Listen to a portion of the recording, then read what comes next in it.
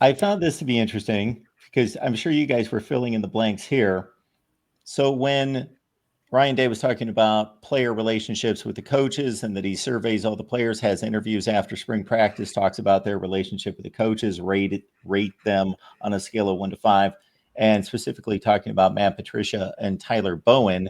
He slipped in a that has not always been the case in the past, and also even kind of threw in an assumption that the people in the room would know who he was talking about, if I caught that correctly. Don't want to cast aspersions at anybody here, but probably a good bet. He's talking about his friend who's now the DC at Penn State. Otherwise, exiled people that they got rid of. They didn't bring back Tony Alford, and Tony Alford was kind of an acquired taste. He had a way, to be kind of a smart ass at times. And, you kind of had to know how to take him, I guess. So maybe that applied to him too. Although deep down, I thought he was a pretty good dude. So even though he's now at the University of, but, so what? Yeah, I don't know if he was talking about those guys or anybody else that he's kicked off the island. Yeah, I mean, you could throw Justin Fry in there as well, even though all of the offensive linemen we've ever talked to have always, raved about Justin Fry. But yeah, it was interesting, and it's not just the assistants, but like there are 2 other full-time assistant offensive line coaches, and getting feedback on everybody. And it's important that the coaches that you have are you don't have to be beloved, but like you also don't want to hate the people that are trying to get the most out of you, because that's not a way that's going to help. Also, if the players aren't happy with the coach, the assistant coach, how do you think recruits are going to feel about this person as well? So you can be the best coach in the world, but if you're not personable, you're only going to go so far. You probably need somebody like Tom Brady to be your quarterback, for instance, to be able to reach your full potential as a coach if nobody likes you.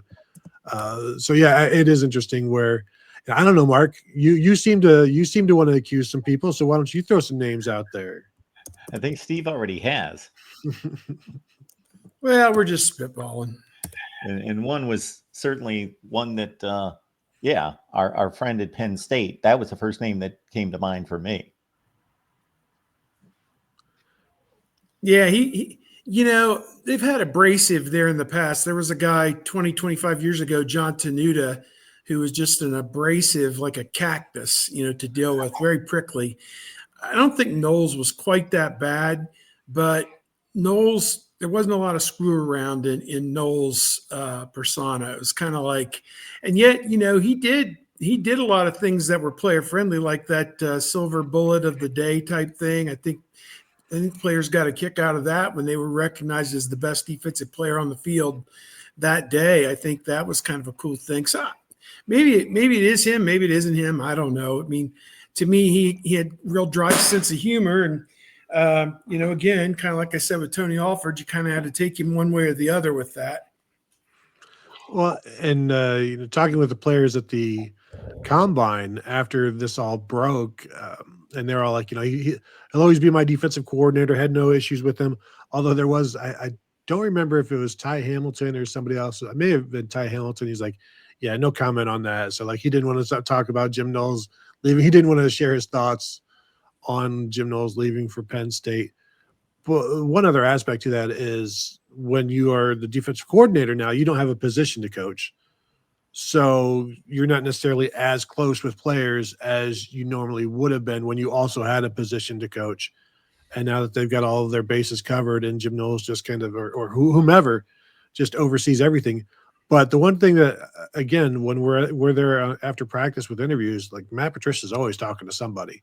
He's always working with somebody. He's always, put like almost like picking somebody up, putting them over there and putting their leg like this. And, just always working with them on little stuff. So he's been very hands-on.